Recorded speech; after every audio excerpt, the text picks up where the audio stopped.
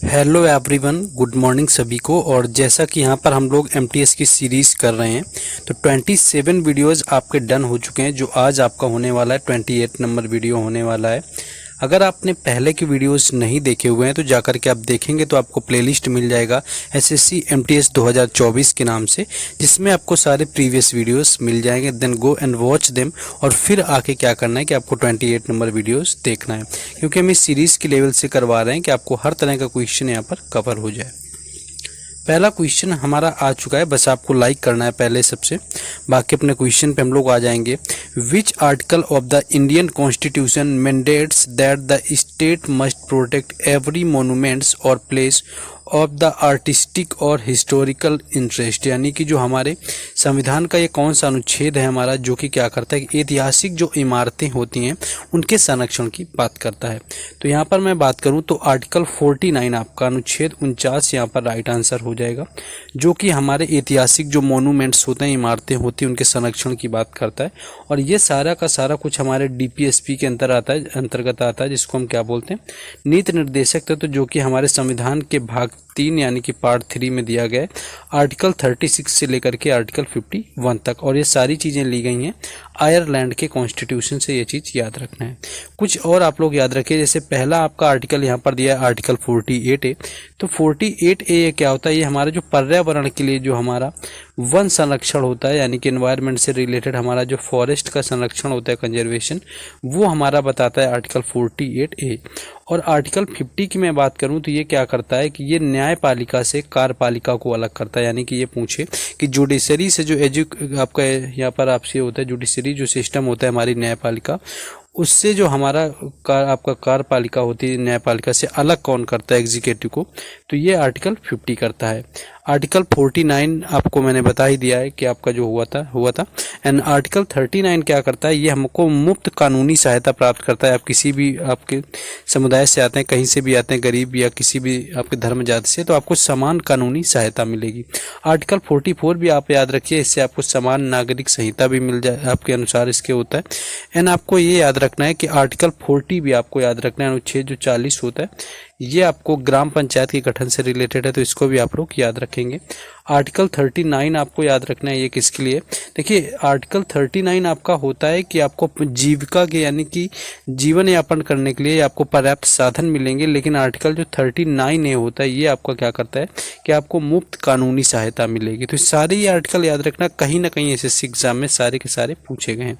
इसके बाद ये हमारा पेड पीडीएफ प्रोग्राम है, जो लोग नए जुड़े हों तो एसएससी एमटीएस 2022 और 2023 में जितने भी शिफ्टों में आपका एग्जाम हुआ था, उसके सभी शिफ्टों के क्वेश्चन विद एक्स्ट्रा फैक्ट के साथ में एक बेहतरीन पीडीएफ तैयार कर दी गई है, जो कि हिंदी एंड इंग्लिश दोनों लैंग्वेज में है। जीके में आपको पता ही होगा टीसीएस एग्जाम करवाता है, इससे बाहर आपका क्वेश्चन नहीं जाने वाला। तो दोनों ईयर की आपको पीडीएफ ओनली 45 रुपीज़ में मिल जाएगी, जो कि किसी भी बुक से कम होता है और काम आपके हर बुक से ज़्यादा करने वाली है। इस व्हाट्सएप नंबर पर आपको कॉन्टैक्ट करके परचेस कर लेना, या किसी और भी एसएससी एग्जाम के आप लेना चाहते हैं तो आप लोग कर सकते हैं। जो लोग नए जुड़े हैं उनको मैंने बताया है। नेक्स्ट है आपका, ये पूछा गया है, what is the common name of saturated solution of calcium hydroxide which is widely used at the raw material in chemical industry. तो यहाँ पर आपसे कैल्शियम हाइड्रोक्साइड का आपका पूछा हुआ है कॉमन नेम, यानी सामान्य नाम। तो ये आपका होता है बुझा हुआ चूना, जिसको हम कैल्शियम हाइड्रोक्साइड का सामान्य नाम जानते हैं। और इसके अगर मैं सूत्र की बात करूँ तो CaOH का जो आपका होल ट्वाइस होता है, ये इसका होता है फॉर्मूला, क्योंकि कई बार आपका फॉर्मूला भी यहाँ पर पूछ लेते हैं। नेक्स्ट आपका यहाँ पर देखिए, आपका एक वर्ड दिया हुआ है यहाँ पर कैलोमेल। कैलोमेल की बात करें तो इसका जो फॉर्मूला होता है वो आपका होता है Hg2Cl2, यानी कि मरकरी क्लोराइड इसको बोला जाता है। तो कई बार आपसे कैलोमेल का डायरेक्ट फॉर्मूला ही पूछ लेते हैं। बाकी आपका जला हुआ चूना या चूना पत्थर पूछे, दोनों एक ही बात होती है, जो कि आपका कैल्शियम ऑक्साइड होता है, जिसका फॉर्मूला CaO हो जाता है। तो CaO इसका फॉर्मूला हो जाता है। फॉर्मूला भी आपको नॉर्मली याद रखना है कि जैसे आपको सोडियम बाइकार्बोनेट का याद रखना है कि NaSCO3 होता है, खाने वाला सोडा। एंड धावन सोडा आपका जो वॉशिंग सोडा होता है वो सोडियम बाइकार्बोनेट Na2CO3 होता है, क्योंकि इनसे क्वेश्चन आपके पूछे जाते हैं। नेक्स्ट क्वेश्चन आगे है, which of the following is the autobiography of Mahatma Gandhi. देखिए महात्मा गांधी का ऑटोबायोग्राफी मैंने ऑलरेडी आपको करवा दी है।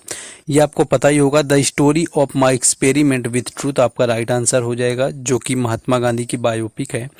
लेकिन दूसरे में बात करूं, मैटर्स ऑफ डिस्कस आपके डिस्क्रिएशन जो दिया हुआ है, ये बुक किसकी ऑटोबायोग्राफी है, तो ये है इंदर कुमार गुजराली। इसको आपको याद रखना है, कई बार आपकी पूछी गई है कि मैटर्स ऑफ डिस्क्रिएशन किसकी है, तो ये है इंदर कुमार गुजराल की, जो कि फॉर्मर प्राइम मिनिस्टर यानी कि पूर्व प्रधानमंत्री रह चुके हैं भारत की। इंपॉर्टेंट बुक है, कई एसएससी एग्जाम में आपकी आई हुई है।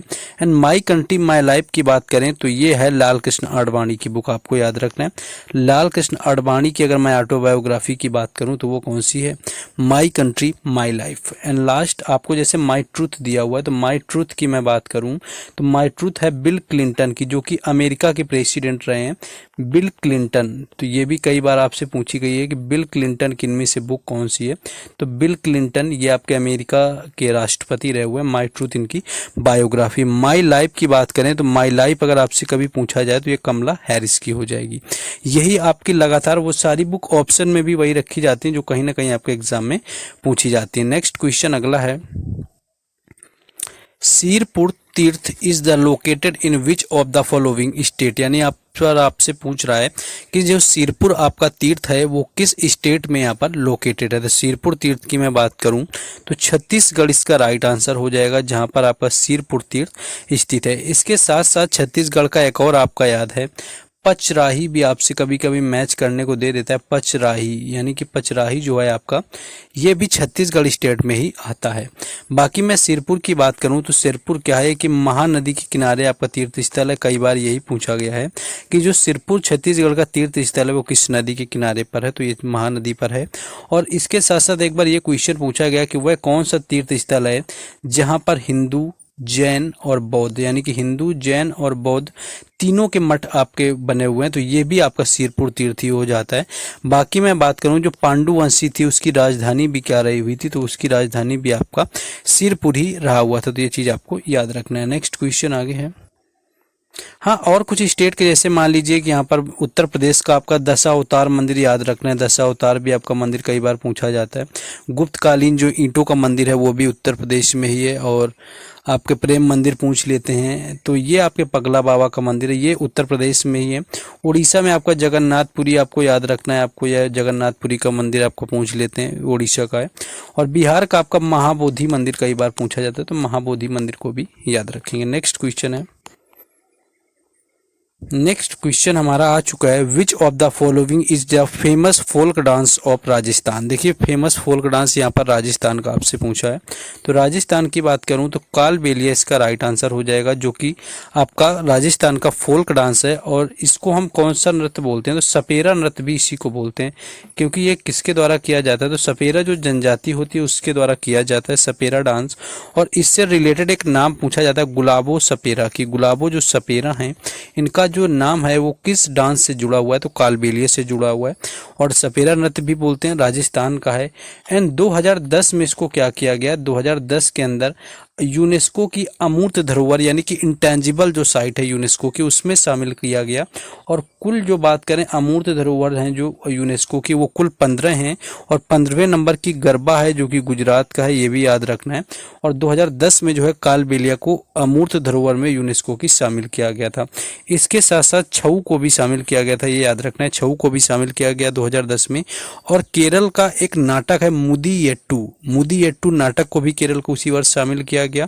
एंड आपका जो योग है उसको 2016 में, कुंभ मेला है 2017 में, ये आपके शामिल किए गए हैं अमूर्त धरोहर में।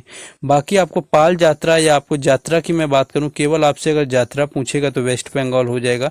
बाकी धानु यात्रा या पाल यात्रा आपका पूछेगा ओडिशा हो जाएगा। चेंगलो की मैं बात करूं तो चेंगलो जो आपका डांस फेस्टिवल है, आपका फेस्टिवल ये है नागालैंड का। और ये किस जनजाति के द्वारा, तो इसको करती है चांगलो जनजाति ही करती है।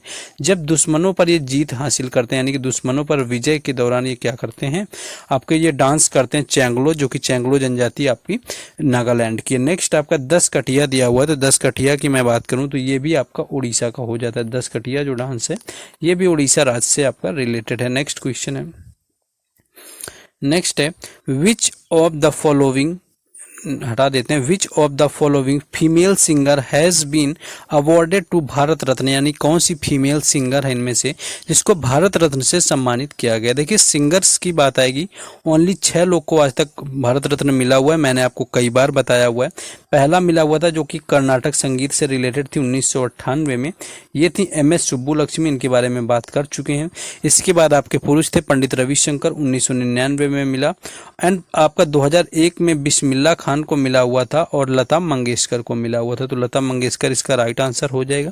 इसके बाद 2009 पंडित भीमसेन जोशी और इसके बाद 2019 भूपेन हजारिका, इतने ही संगीतकार को मिला हुआ है, इससे ज़्यादा नहीं मिला हुआ है। तो यहाँ पर आपका लता मंगेशकर जो है राइट आंसर हो जाएगा। नेक्स्ट क्वेश्चन है, which cell found in the bone marrow act as a repair system of the body, यानी कि अस्थि मज्जा की कौन सी कोशिका है जो शरीर की मरम्मत प्रणाली के रूप में आपकी कार्य करती है। तो इसकी मैं बात करूं तो ये आपकी स्टेम सेल्स होती हैं, यानी कि जो मूल कोशिकाएं होती हैं ये हमारी बॉडी को रिपेयर करने के फॉर्म में काम करती हैं। बाकी मैं बात करूं जैसे कि अस्थि मज्जा की बात करी गई है, तो अस्थि मज्जा आपका जो दिया हुआ है यानी कि बोन मैरो हमारा होता है, इसमें क्या होता है हमारे RBC का निर्माण होता है, ये चीज़ याद रखना है। यानी कि जो रेड ब्लड सेल्स होते हैं इनका जो फॉर्मेशन होता है वो बोन मैरो यानी अस्थि मज्जा में होता है, और RBC का जो कार्यकाल होता है जीवन काल वो आपका 120 यानी कि 120 दिनों का होता है, ये आपको याद रखना है। नेक्स्ट क्वेश्चन आगे है, नेक्स्ट क्वेश्चन आ चुका है, which state is the second largest producer of cotton according to the ministry of textile 2022 और 23, यानी कि 2022-23 के अनुसार कपड़ा मंत्रालय के अनुसार कौन सा राज्य आपका कपास का सबसे बड़ा उत्पादक है। देखिए दूसरे नंबर पर आपका पूछा है, तो इसके अकॉर्डिंग मैं बात करूं आपका तो महाराष्ट्र राइट आंसर हो जाएगा, जो कि दूसरे नंबर पर कपास का आपका उत्पादन करता है।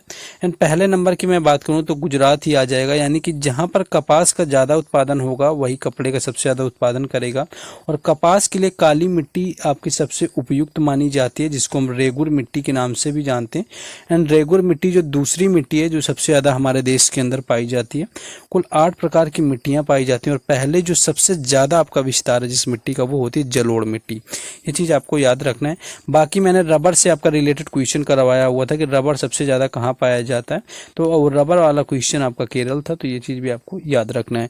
हर सिस्टमेटिक वे में मैं आपको क्वेश्चन अरेंज करवा रहा हूँ कि आपके एग्जाम में लगातार क्वेश्चन जो आए वो इन्हीं से कहीं ना कहीं देखने को मिल जाए। नेक्स्ट क्वेश्चन है, D Gukesh was awarded by the player of the year award in March 2023, which game does he play. देखिए डी गुकेश की मैं बात करूँ, ये क्वेश्चन आपके लग गया है दोबारा से कहीं ना कहीं, लेकिन डी गुकेश के बारे में मैं कल की वीडियो में बता चुका था, यही क्वेश्चन ऑलमोस्ट कहीं ना कहीं ऐसा ही क्वेश्चन मिला हुआ था।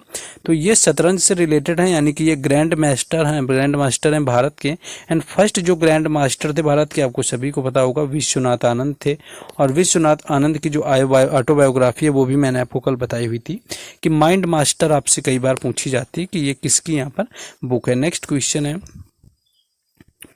Who led the Congress in the second round table conference held in London.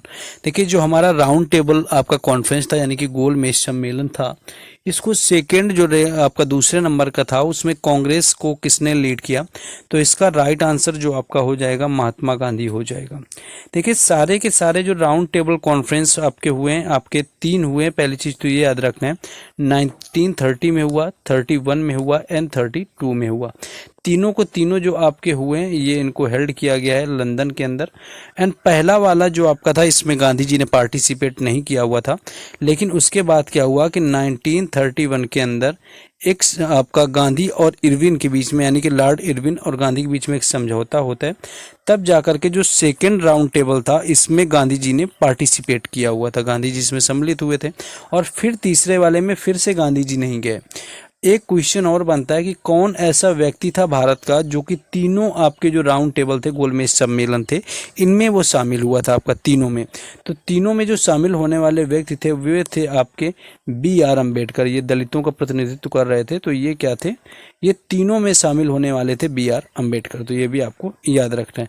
बाकी सरोजनी नायडू आपको पता ही है यूपी की पहली गवर्नर बनी एंड 1925 में कानपुर में कांग्रेस की ये प्रेसिडेंट भी रही हुई थी, ये आपको याद रखना है। नेक्स्ट आगे क्वेश्चन है,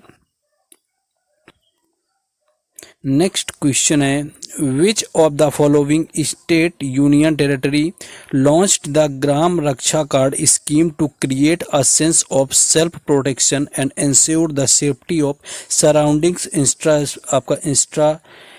आपका इंफ्रास्ट्रक्चर ऑफ विलेज, यानी कि जो हमारे गांव की सुरक्षा के लिए आपके है, गांवों के आसपास की जो बुनियादी ढांचा इंफ्रास्ट्रक्चर है आपका, इसकी सुरक्षा को क्या किया, सुनिश्चित करने के लिए आपका ग्राम सुरक्षा कार्ड योजना शुरुआत करी गई। तो ये किस स्टेट या आपका यूटी से रिलेटेड है, तो जम्मू कश्मीर इसका राइट आंसर हो जाएगा। देखिए योजनाओं में आपका रिलेटेड आपका आता है, जैसे कि आपका नंदी से रिलेटेड मैंने एक योजना आपको बताई हुई थी, यानी कि नंदी दुग्ध योजना थी आपकी यूपी की डेयरी को बढ़ावा देने के लिए, वो आपको करवाया हुआ था।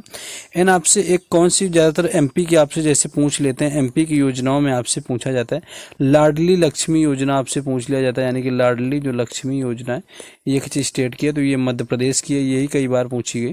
तो ये कुछ योजनाएं याद रखनी है, बाकी मैं योजनाएं खुद जो इंपॉर्टेंट है बताते हुए चलता हूँ। नेक्स्ट क्वेश्चन है अलार मेलवल्ली आपकी जो है इज अ फेमस डांसर, यानी कि किस डांस से रिलेटेड है। अगर अलार मेलवल्ली की मैं बात करूं, भरतनाट्यम इसका राइट आंसर हो जाएगा, जिससे कि अलार मेलवल्ली का संबंध है। इसके साथ साथ आपको याद रखना है अलार मेलवल्ली के साथ में लीला सैमसन की मैं बात करूं, तो लीला सैमसन जो है ये भी किससे रिलेटेड है, तो इनका भी संबंध है आपके भरतनाट्यम से। इसके बाद में आपको याद रखना है यामिनी कृष्णमूर्ति, यानी कि यामिनी जो कृष्णमूर्ति हैं, यामिनी कृष्णमूर्ति का भी रिलेशन भरतनाट्यम से ही है, लेकिन भरतनाट्यम के साथ साथ इनका रिलेशन किससे, कुचिपुड़ी से भी है। ये चीज़ याद रखना है कि भरतनाट्यम तो है ही है, कुचिपुड़ी भी है। और इसी तरह है सोनल मानसिंह, और सोनल जो मानसिंह है इनकी मैं बात करूं तो सोनल मानसिंह का रिलेशन है आपके भरतनाट्यम से भी है और ओडिसी डांस से ही है। और सबसे कम एज में जिनको पद्म पुरस्कार मिला वो भी अगर कौन सी थी आपकी, तो वो भी थी सोनल मानसिंह, जिनको 1992 के अंदर आपका पद्म भूषण मिला हुआ था और 2001 में इनको विभूषण मिल गया था। नेक्स्ट में अगर ओडिसी डांस की बात करूं तो ओडिसी डांस से आपको एक नाम याद रखना है, संयुक्ता पाणिग्राही। देखिए जिनके नाम के लास्ट में आपको महापात्रा लगा मिले वो तो आपके ही होते हैं, लेकिन कुछ आपको और नाम याद रखने हैं। जैसे आपका हो गया संयुक्ता पाणिग्राही हो गया, किरण सहगल अगर आपसे कोई पूछे तो किरण सहगल भी इसी की हो जाएंगी। माधवी अगर मुदगल पूछ ले, माधवी मुदगल की मैं बात करूं, माधवी मुदगल हो गया, ये भी आपके ओडिसी डांस से रिलेटेड है। कथक की मैं बात करूं तो कथक से रिलेशन है यहाँ पर आपके एक तो कुमकुम धर का याद रखना है, यानी कि कुमकुम जो धर हैं इनका रिलेशन है आपके कथक से। रोशन कुमारी की मैं बात करूं तो रोशन कुमारी का जो संबंध है वो भी है किससे, कथक से।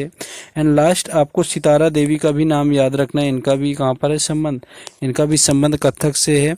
और कमिलिनी और नलिनी जो अस्थाना है इनका भी रिलेशन है कथक डांस से। और आपके लच्छू महाराज, बिरजू महाराज, शंभू महाराज, ये लोग तो होते ही होते हैं।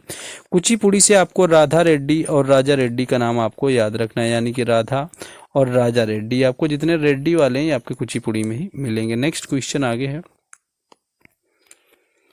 नेक्स्ट है which of the following is the famous novel written by the Munshi Premchand, यानी कि मुंशी प्रेमचंद ने इनमें से कौन सा नॉवेल लिखा हुआ है, तो गोदान इसका राइट आंसर हो जाएगा। गोदान के साथ गबन भी आपको याद रखना है, गोदान और गबन ये मुंशी प्रेमचंद की है। एंड आपसे ये पूछ ले, ये भी पुस्तक कई बार पूछी जाती है कि कितने पाकिस्तान किसकी है, आपको जो पहला ऑप्शन दिया हुआ है तो ये कमलेश्वर की हो जाएगी। ये कई बार बुक आई है कि कितने पाकिस्तान के राइटर कौन है, तो ये कमलेश्वर हो जाएंगे। गुनाहों के देवता की मैं बात करूं तो धर्मवीर भारती हो जाएंगे, यानी धर्मवीर जो भारती हैं राइटर हैं जिन्होंने गुनाहों के देवता लिखा है, सूरज का सातवां घोड़ा लिखा हुआ है, ठंडा लोहा लिखा हुआ है। और आपका राग दरबारी की मैं बात करूं, लास्ट जो ऑप्शन आपका दिया हुआ है तो राग दरबारी लिखा गया है श्रीलाल शुक्ला के द्वारा। तो ये भी आपसे पूछा गया कि राग दरबारी के लेखक कौन है, तो राग दरबारी के हैं श्रीलाल शुक्ला। नेक्स्ट क्वेश्चन आगे है, नेक्स्ट क्वेश्चन है when were the first general election for the Lok Sabha held in India. देखिए लोकसभा से आपका पहला क्वेश्चन आया हुआ था। एंड पहली जो लोकसभा थी आपकी 1951 से 52 के टाइम ही आपकी करी गई थी अरेंज, जो कि आपको ऑप्शन 2 यहाँ पर राइट हो जाएगा। और पहले के आपके जो स्पीकर बने हुए थे आपके लोकसभा के वो जीवी मावलंकर थे। ये कल क्वेश्चन आपका आया हुआ था, यानी कि गणेश वासुदेव जो मावलंकर थे ये पहले अध्यक्ष बने, यानी कि स्पीकर बने लोकसभा के। और अगर उपाध्यक्ष की बात करी जाए तो उपाध्यक्ष जो पहले रहे हुए थे वो थे M.A. आयंगर, ये भी याद रखना है M.A. अयंगर जो थे ये पहले उपाध्यक्ष थे लोकसभा के। करंट में आपका जो चुनाव हुआ ये 18वीं लोकसभा है। इससे पहले जो लोकसभा थी वो 17वीं चल रही हुई थी एंड उसके स्पीकर जो थे ओम बिरला थे। इसी तरह आपको नीति आयोग जो है ये आपका कब आया, तो ये नीति आयोग की शुरुआत कब हुई थी जाकर के 2015 में हुई। लेकिन नीति आयोग की जगह पहले आपका हुआ करता था योजना आयोग, और योजना आयोग जो हुआ करता था उसका जो गठन किया गया था वो किया गया था 1950 में। एंड उसका जो पहला आपको पता हुआ होगा कि योजना आयोग हो या नीति आयोग, इसके जो अध्यक्ष होते हैं वो प्रधानमंत्री होते हैं। तो पहले जो अध्यक्ष थे योजना आयोग के वो तो आपके पंडित जवाहरलाल नेहरू थे, ये आपको पता रहता है। लेकिन इसके उपाध्यक्ष की बात करें तो वो थे गुलजारी लाल नंदा। ये क्वेश्चन आपको याद रखना है, यानी कि गुलजारी लाल जो नंदा थे ये पहले योजना आयोग के उपाध्यक्ष थे। क्वेश्चन पूछा जा चुका है। नेक्स्ट क्वेश्चन है factor cost is also known as, यानी कि जो हमारी कारक लागत होती है, जो फैक्टर लागत होती है, ये आपको क्या बोलते हैं, तो ये हमारी इन्वेस्टमेंट होती है कॉस्ट, यानी कि जो निवेश करते हैं वही हमारी कारक लागत आपकी कहलाती है। तो ये चीज़ आपको याद रखना है। बाकी नेक्स्ट आपको क्वेश्चन देखते हैं।